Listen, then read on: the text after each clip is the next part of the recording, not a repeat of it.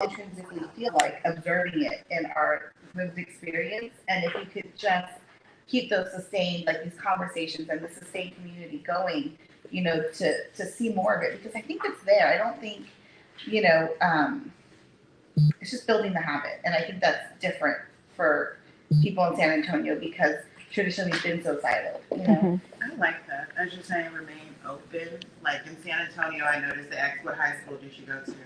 I'm from a small country town, Pensacola, Florida. I go home, they say who your people is. It's the same kind of question, right? And it's just, Same thing in Houston. it's the same thing. It's just, and you get those different things from all over. If you have somebody come from New York, one of my new best friends is from New York. Everything he says sometimes it just sounds harsh because of his accent. Right? So it's just remaining open about it and not being so defensive. And I think in the culture in today's society, we've been trained, or just because of situations we've been through, somebody opens their mouth, you're already on the defense. You do kind of take that right. So we got a couple people in the audience. I'll give them a chance. So I'm going to number it so that we are in order and I don't forget. 1, 2, 3. I think there's also Alicia wanted to speak. 4. Yeah. I'll actually comment on what you were talking about with fear. The other part, and it's a sub-layer of this, you mentioned it, how we're geared. I'm not from San Antonio, but I've been here 28 years, and I worked for the city, so I saw a lot. And I think part of what San Antonio does, everything is focused through the city. The city creates these gatekeepers, and they control things. Thank you.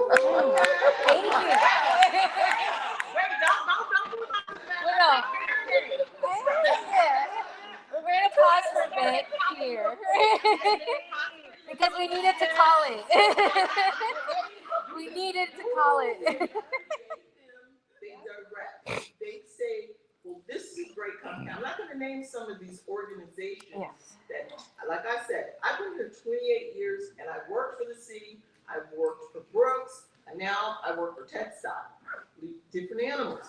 But I still have contacts with the city. Well, unless it's blessed by this organization, yeah, you may have 15 chambers, but only 4 of them control everything.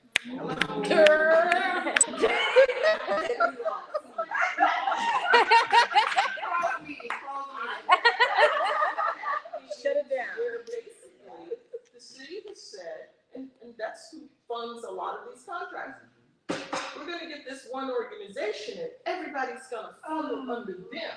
I want to go 5 because I great songs. But part of it needs to be part of this organization. Leadership and long-time people. I think the blessing though is now that we have council members, they're not staying for life, and there's something.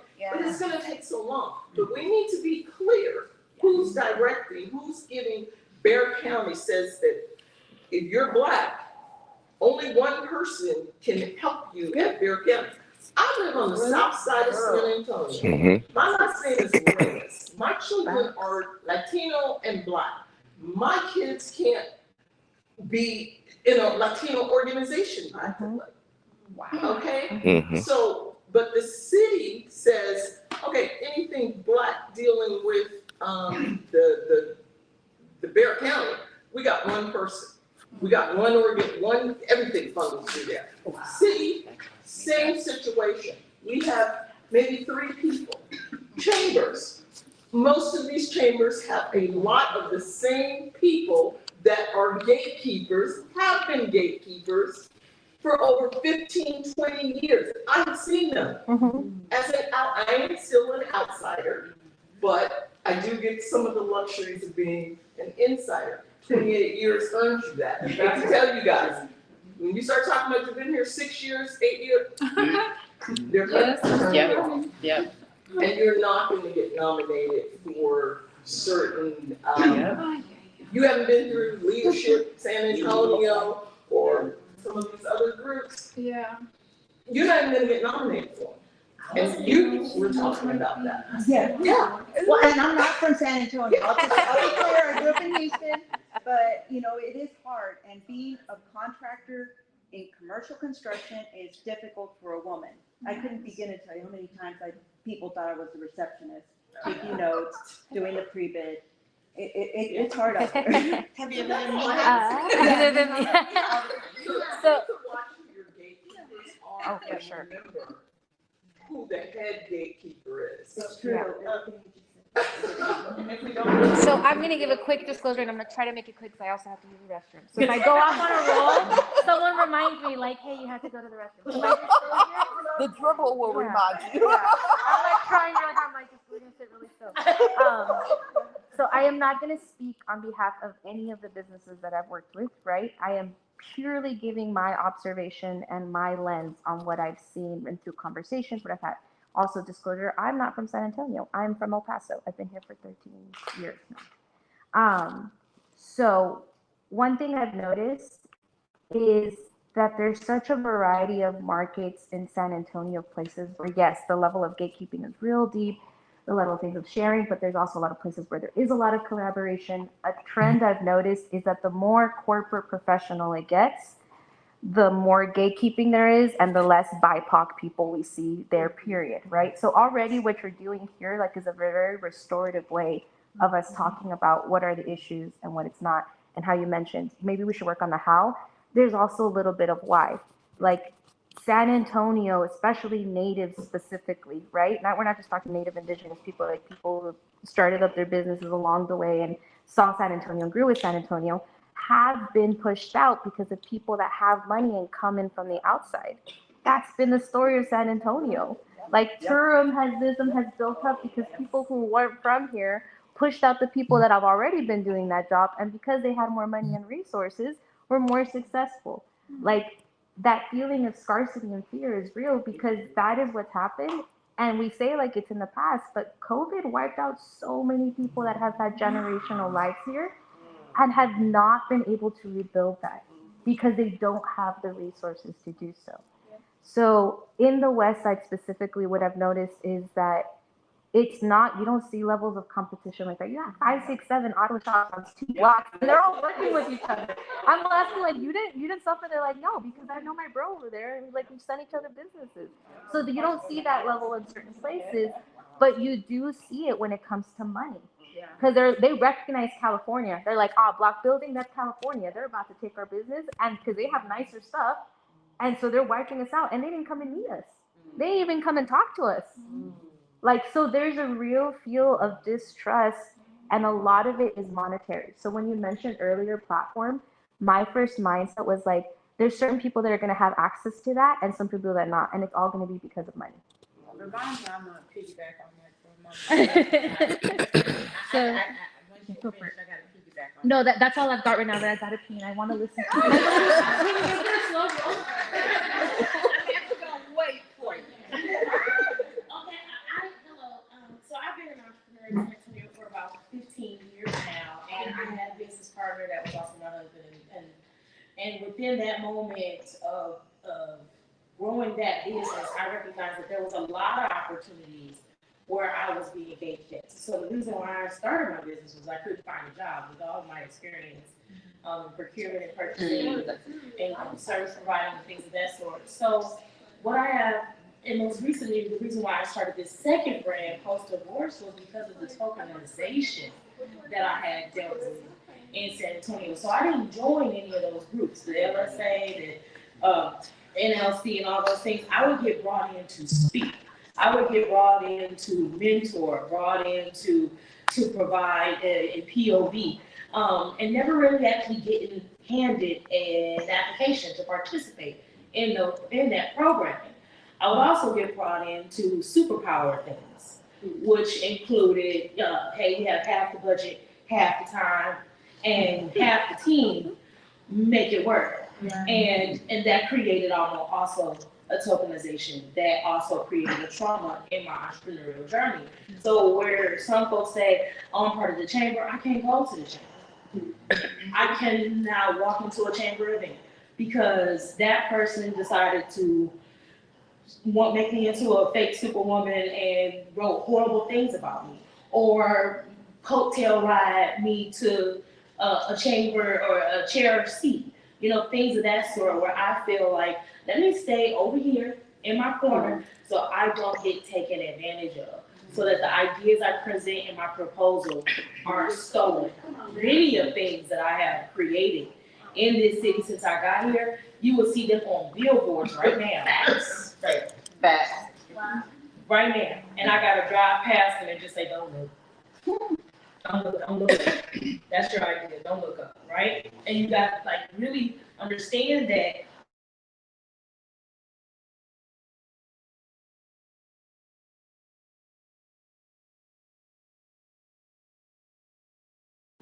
right? I should be my own traveling assistant. So we have to work. It's twice as hard to pivot, twice as hard to provide something that can operate without us. I've been told that I should find someone to operate around me. And I did that when I had to operate for me, right? To put a face in a place that doesn't look like my face so I can get better treatment. I mean, in meetings, right? Looking so I don't look like myself. My brain doesn't look like me, so that I can get better treatment. And what I've done because of that is become more outward in my storytelling, more vocal in my disdain for people and their treatment of my brand and my businesses, as well as other people's brand and businesses, and then hold folks accountable. I most recently had to tell someone, hey, you don't get to insult me because I won't lower my price because I'm black and you over there. You don't get to insult me. You don't get to tell me that you're giving me an opportunity, you ain't giving me nothing. I offered you a proposal, if you don't want it, you don't have to take it. You don't get to tell me that my price is too high when I know you spent, because all of that is record, right? You spent money in places, and now I'm asking for the same amount of money. You don't get to tell me I can do it for less, or I should do it for less, whatever that is. So what I'm trying to get at is, as we are in these spaces and having these conversations, let us go and know that, hey, everyone's route can't be the same because they have experiences. And that humility that we are all anxious to say that we are is relative. Humility is relative. So as we have experiences, share your experiences, share your expertise. As you receive ideations or information about certain things, ask those questions out loud. I would have loved for people to ask me questions out loud pertaining to some of the things that I have revealed, versus not, right? Versus not asking me directly. And instead watching me move along, and then I'll just building a brick as I move along. Just I'm not dropping any brick walls, but I've watched as gatekeepers become bridge burners, become brick throwers, and they only get that because, oh well, they ain't did nothing to me, so I'm not about to point it out. No, it's a process. It's a problem.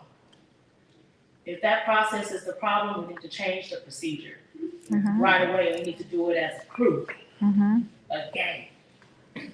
Squad. I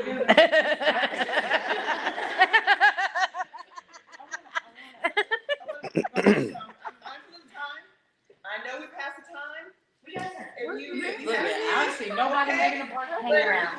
I just want you to know we have the space. We have the space to hold this conversation as long as we go to 4. As long as we Like, you gotta get out. comments.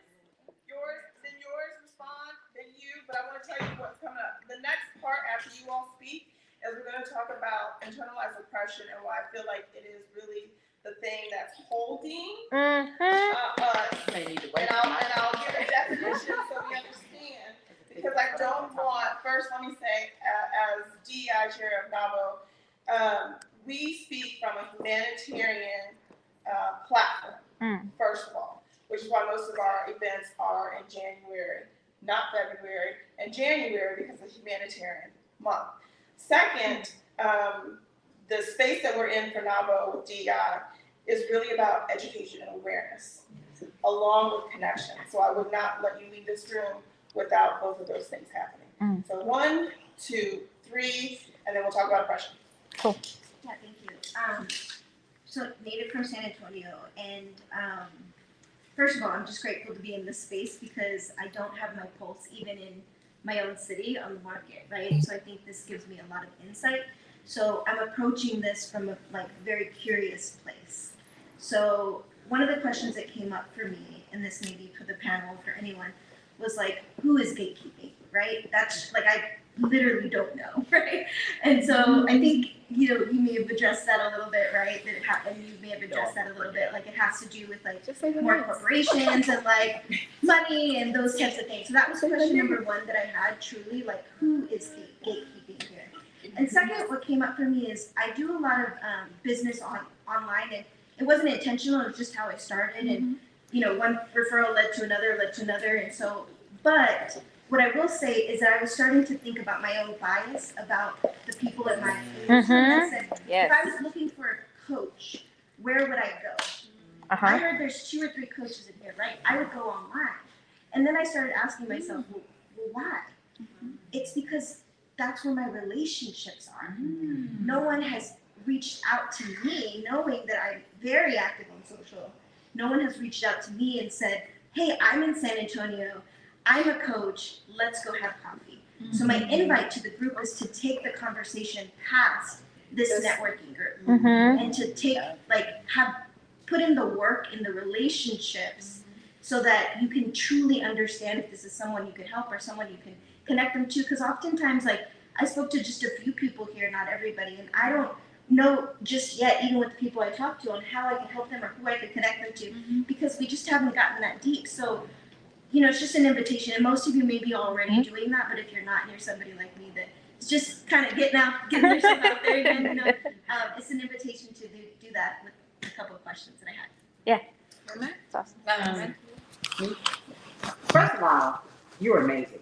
So just think about that. You keep saying that I'm new to this, and I'm not. I'm like, really? Are you? Yeah. I'm like, man, just hearing you speak. I want to bring up something. Just listening to your passion and what you love and where you think, you'd be surprised at how far will take you, even from behind a screen. Because COVID, I don't know if anybody of y'all understood what COVID meant to the business world.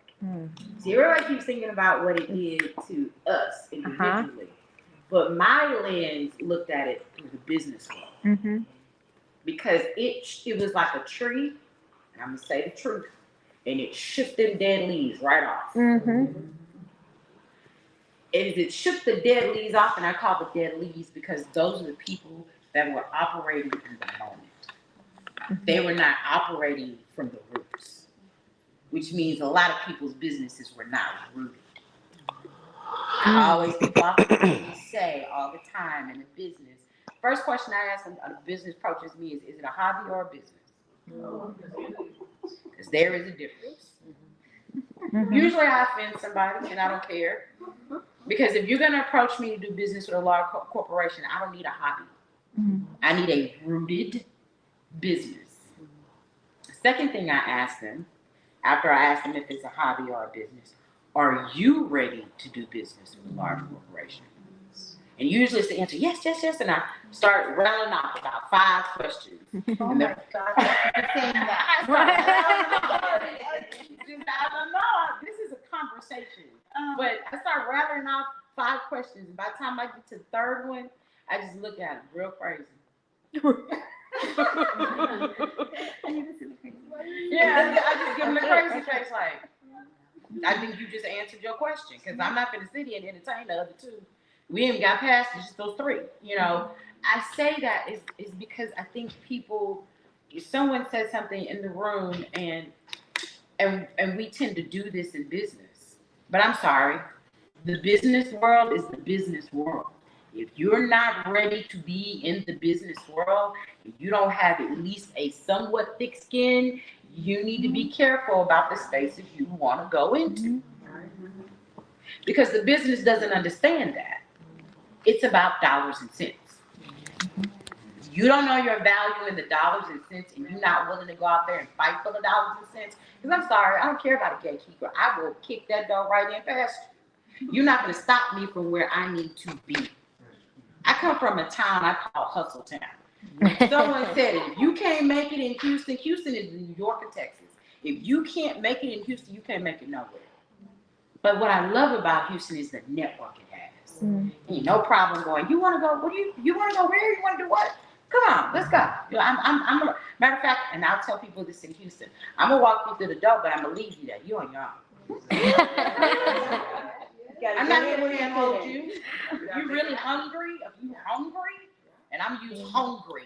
If you hungry, ain't nothing gonna stop you putting food on your table. But I feel like in San Antonio, and I'm gonna say it, there's this little cushion, this little push. I'm sorry, I have no empathy for someone who tells me that somebody's in the way of what I need. None. So I'm gonna say this to you. You were talking about, you know, certain aspects of fear and this side. Business don't have a side for me. I don't care if you on the west side, you on the east side, you on the south side. If you have a need for my organization, if you are a viable business that can give my company what it needs and are sustainable, I don't care where you are. And that's the problem I find here in San Antonio. It's not only the gatekeepers, it's the mentality that the gatekeepers have given the businesses, that they're not worthy and there's a lack of in their business. So they give them this cushion or this excuse, and then it becomes the victim. The victim mentality. And I'm letting you go, because when you brought up that conversation, that what you're about to bring up, that's what I wanted to bring up, is the victim mentality. And I'm going to leave it right there. Dr. Sully? Hey, yes, indeed. You made it on the road. Yeah, thank you. And you stayed. Well, so first of all, to everyone who's spoken about, well, first, thank you. Thank you for accepting. I did not know who was hosting. I've just become in love with this space. And so when I see the space talking about things, you know, I'm like, you know, let me check out the space. I'm born and raised here in San Antonio. And so all of what you all are saying is there. Many of you all I've seen in passing. I am, to all the coaches, you know, kudos to you all. That's what I do. I've actually kind of recreated something now. I certify persons as personal equity coaches for two reasons. One, because of branding. Everybody's hearing a life coach and everybody's hearing motivational speaking. But when you really do personal work, you're building equity. And that's where I go. So if anybody wants to talk about getting certified as a personal equity coach, let me know. Same exact thing you're doing right now. I've been able to get probably about $1,500 more on the bill, coming in with something different than somebody saying I'm a motivational speaker or a life coach, because everybody now is doing it. And certification takes a level of education. Doesn't mean college. Just mean you got to sit and be taught. I am here, one, to be supportive. I did not know what I was walking into, but I am very glad that I walked in. The professional areas, which I'm not going to talk about that I do, I'm going to talk about this. One of the areas that is my hobby, but it's also a business, and that's security.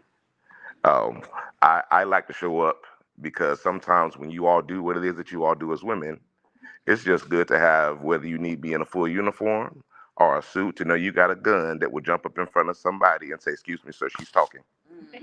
Okay. Also, when y'all are doing these things at places, I just like to roll up with my vehicle and turn on the lights, because I see your importance, but sometimes these things change the way things are. I will just talk about a Michael Kors. My wife is in a Michael Kors. I do not care about it. And she brought me a bag one day, and the bag was $800. And I looked at her and I said, "I do not need an $800 bag." And she said, "But baby, yes you do. But you know I didn't pay $800 for that bag." And I was like, good. Walked into a meeting that gatekeepers were there. And what turned the key, unfortunately, was this bag. The bag walk people in. I love Invictus. The Invictus creates a conversation, right? It should not be, because you should just see my worth, but these things are the truth. I have watched things in the city for a long time. I've watched things in the community. Another big thing that controls this city is the politics of churches and ministry. Okay, so being a part of that arena as being a pastor, I no longer I've never ever ran up the numbers, but I'm the dude that sits on the phone at 3 o'clock in the morning with the pastors that are sleeping with their sheep, their wives is about to leave them, and counsel with them. Okay, they want to invite me to come preach at their churches, but they want my counsel in the middle of the night. Right now, I right now am sitting with a young lady who was very close to well, she was actually actively in the act of suicide before somebody caught her. She has a inbox and DMs. I have now seen the penises of too many professionals and pastors in our city that have been talking to her. So I know if that kind of stuff is happening to her, it's happening to other people. Okay. Thank you. Um, I want. Oh, yeah. Okay. Yeah, I didn't know. Um, I just want to be support. I don't know how I can support, but I do want to do that. I do a lot of stuff on social media. I do a lot of creating things. For you to be on social media, I do want to tell you the way the algorithm are. If I don't know if you've been really studying that, the algorithm isn't working for you because you're in my city and I have no idea what you do. I have 15,000 followers on TikTok, not because I really choose to do that. I did it 2 years ago. Now, statistics should tell me that I should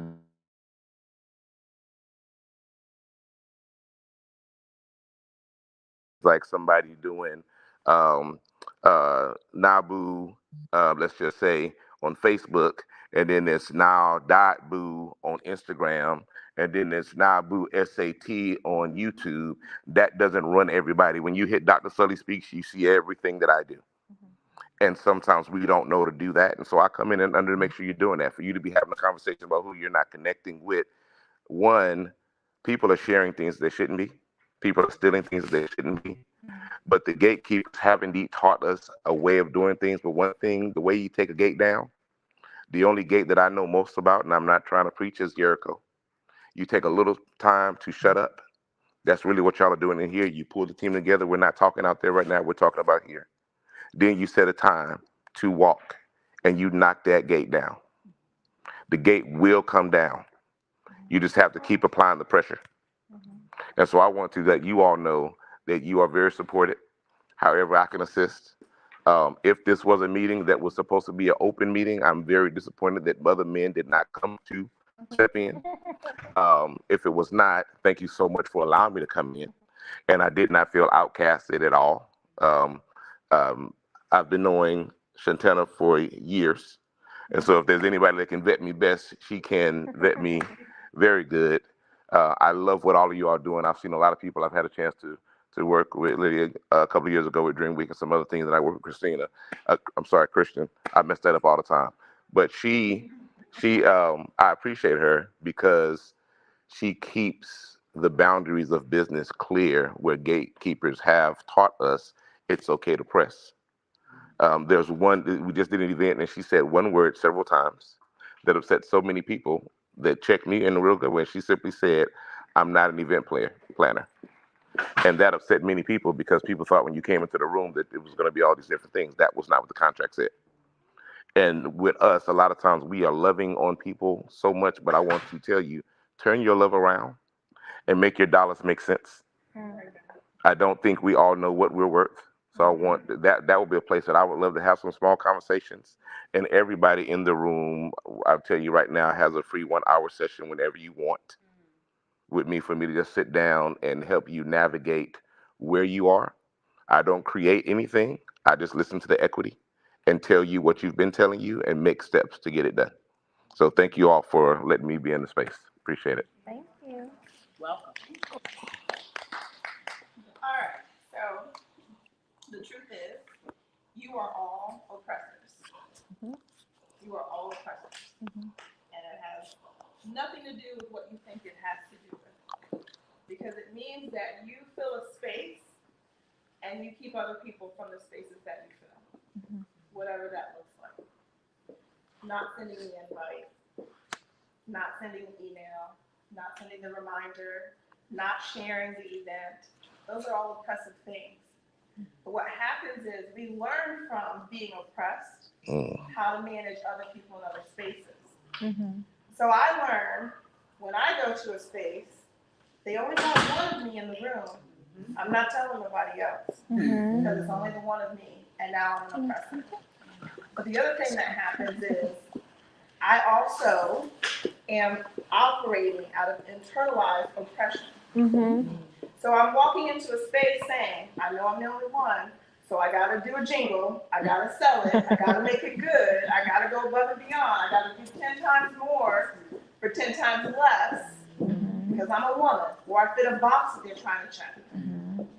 And so I think what I've heard and what we really see between this native and new is oppression, internalized oppression. Because to your point, you talked about, you know, they see us coming in, us newbies coming in. They know we're from California or whatever, and they start to get real tight. We only do that when there's oppression involved. Okay? We see people in leadership that we feel like should be saying, I made it, come on, but there's only one spot for us. So we behave, once we've made it, like the oppressor. So I just want to open up the conversation to a space of, we know we oppress, we know we've been oppressed. This is not just race, right? This is financially. This is when I go to one restaurant, I tip this. When I go to another one, I tip that. We oppress people financially. When I go for one service from my cousin down the street, I'm going to him because he's only charging $50. But if I went someplace else in a different zip code, I know I have to pay $200. You oppress. So from that perspective, from not being an oppressor, from not being someone that is not allowing other people into your space or access, what can we do now? What do we need to do now to get rid of the gatekeepers? Do we call them out? Do we bring them into the space? Do we invite more people into the spaces that we're in? I'll give it to the panelists first and then open up to the audience.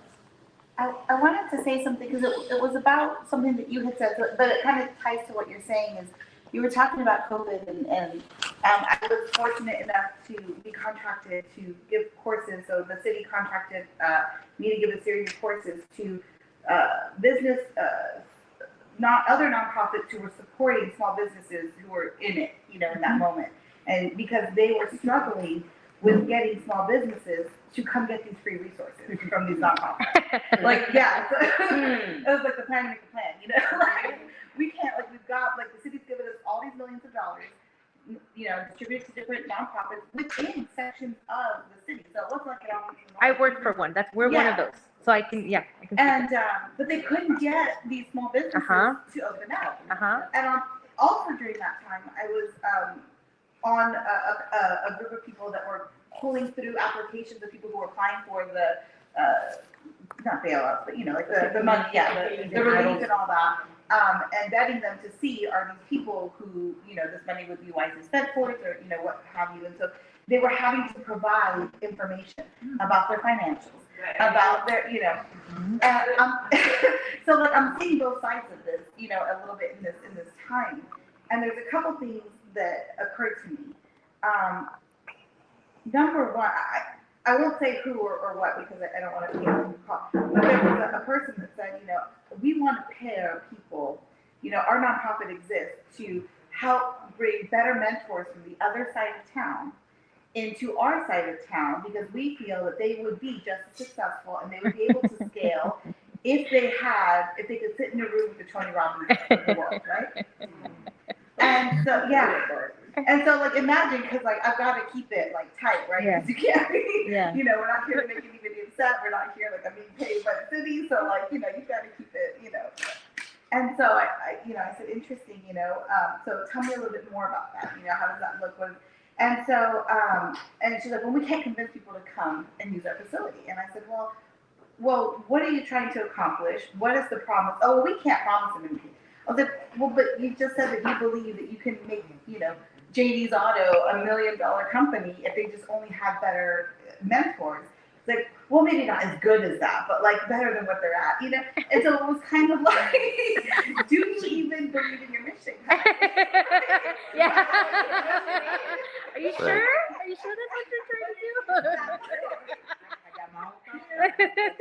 To the fear and the imposter syndrome, you know what I mean? But then on the other side, you know, when we're going through these applications, number one, for as much money as there was out there were a lot of people who wouldn't apply, and they wouldn't apply because they were afraid that their, I don't know what the English word is, like, that their financials would chop us. I don't know what's the English word for that. You know what you mean. Yeah, but like, yeah, like, you know, I've been doing on it on the paper ledger, you know, maybe all those Starbucks were business related, but like, they did not. The equivalent of what you said women do with the resumes. Yeah. Yeah. They didn't want to apply because they didn't feel like they had what they needed. And so some of them wouldn't even apply, and the ones that did, it was, some of them were, oh, a hot mess, you know? But I guess to that point, you know, you were talking about that kind of imposter syndrome and being afraid to be the dumbest person in the room so that you could grow and get what you needed, and creating real space for that and support for that and education for that, because I think in a lot of ways, and I don't know if this is, I guess it's not a statement, more of a question. Do we feel that San Antonio kind of feels like the uncool little brother of Austin? We kind of carry that stigma, and the leadership and the city, and so they're always trying to prove. So like San Antonio's legit if we use the company that this company uses, this big company. Like, what is that? Like, I don't understand why. You know, like I know. But like, you know, there was a conversation that was happening on a panel at the Startup Week, and they were talking a lot about that. You know, kept coming up, well, Austin gets all the contracts, and Austin gets this, and Austin, and if we use the companies that Austin's using, but there's so much talent here, you know. But my question is like, are we preparing our San Antonio businesses with what they need? Because the California company has worked with Valero before. They know what those proposals look like. They know what they need to staff it. Are we preparing San Antonio people? Because we don't know what it looks like. I've never made a proposal that big. I've never done it. Do I have what it takes? And are we supporting each other and coming together to help with that? Because I think there's a lot of misconception that like we think that San Antonio doesn't have the talent, but really we do. We just, you know, need to do this. You know, so my question is, do you think that there is some kind of lack of common knowledge that we all need to help each other with, or common understanding? That is a question. Well, yes. Can you explain, please? Can you explain why?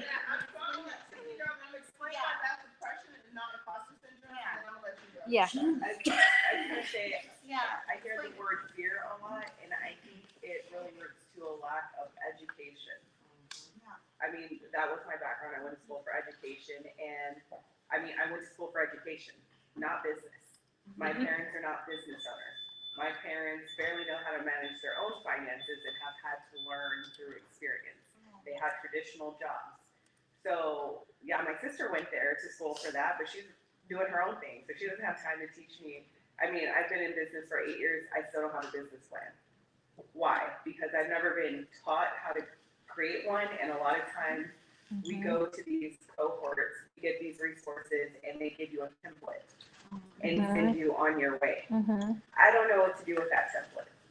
Like, I can Google it all day long, but I'm still running my business. So when would you like me to go educate myself on how to run a business from scratch when I'm going, in my head, going to the resource to get that knowledge, and they're kind of giving me crumbs. And like you said, are you fulfilling your mission for what you're doing? You're telling me, hey, I can help you grow your business, but you're not actually giving me anything to do so. You think you are, because you're handing me some worksheets and here's a link and go on here and do that. But like, okay, but how do I actually do that work? And how do I manage that with everything else? So other things are going to take priority over that, because if I'm not trying to get a business space, I'm not trying to get a brick and mortar, do I really need that business plan? In my head, I know what my business plan is, to make more money. I understand there's a strategy to that. And so again, going back to how San Antonio, you know, has been for so so many years, we haven't been giving those resources at that age. So now we're up here flailing, which is why a lot of businesses, closed during COVID. Because they didn't, like, they knew they needed a business account, but like, what does that mean? And like, I don't ever go into a bank, so who am I supposed to talk to? And then when I go into that bank, they look at me like, oh, your little hobby over there, you want to build that? We don't have time for you. We only have time for the established businesses. So there's a lot of oppression in the resources that are given to us, but aren't actually helping us. Because those companies are often not from people from San Antonio. Because, and then let me, how do we fix it? So.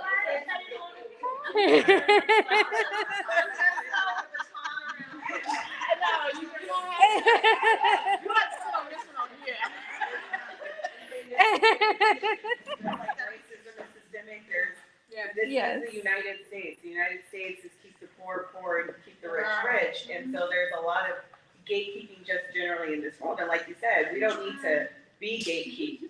We don't need to, but at the same time, we feed into these things. We feed into letting these chambers run San Antonio. Why? Because we are striving to get elected for this, to get that award for that. I can care less about being top 40 of 40. What is that doing for me and my business? Now, for some people, it really is elevating their business. They can put those on awards and carry that elsewhere, but for some of the smaller businesses, like, that's cool, but like, how is that gonna generate more income for me? How is that gonna help me build? Because no one has taught me how to connect those two together. Yes. So I am afraid to go into these spaces because I can't elevate myself, but people don't want me to elevate either. Wait, okay. Logistic thing needs to happen. We need to take a photo because we got more people that need to leave, and we want to acknowledge people in the space. Yeah. So like the crumbs, let's pull let's get in one space where we can take a photo.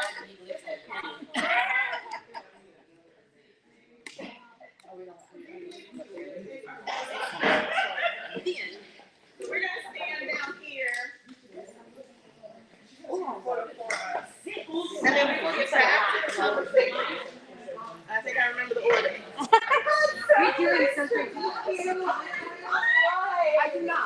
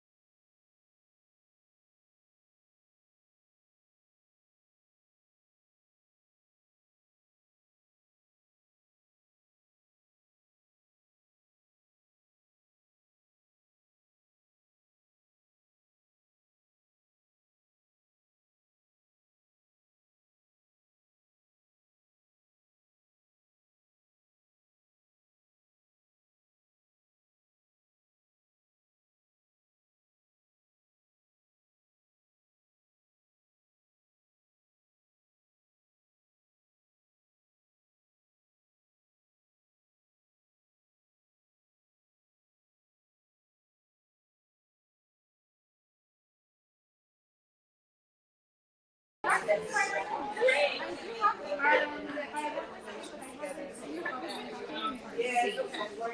think we're gonna cut it, and we're gonna do it again. All right, so check it, y'all. This event has been the greatest event that I've been to in a while. This event was sponsored by the National Association of Women Business Owners, NABO. They have accepted me with no problem coming in today to be with them and share with them. And I am wanting you to know that this conversation between bridging the gap between uh, race, gender, small businesses in the native to newcomer San Antonio community, and how do we work together. The biggest thing that was said for me this evening was we, you, all of us are oppressors.